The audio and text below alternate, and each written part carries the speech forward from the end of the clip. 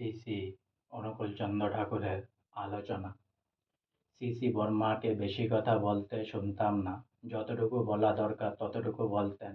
শ্রী শ্রী ঠাকুরের কোনো বিষয়ে তার বলা যথাযথ হয়। শ্রী শ্রী ঠাকুরের দেহঘরে আসার পরে পাবনা সম্পত্তির জন্য এক দাদাকে নির্দিষ্টভাবে পাওয়ার অফ অ্যাটর্নি তৈরি করতে বলেন। তিনি যখন নিয়ে এলেন তখন যথাযথ না হওয়ায় শ্রী শ্রী ঠাকুর তাকে জিজ্ঞাসা করলেন। তিনি একজনের কথা বললেন এবং বললেন তিনি মনে করেন সবাই সমান।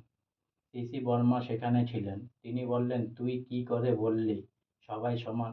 আমি তো এতদিন শ্রী শ্রী ঠাকুরের ঘরে ঘর করলাম, আমি তো তাকে এক কোনাও চিনতে পারিনি।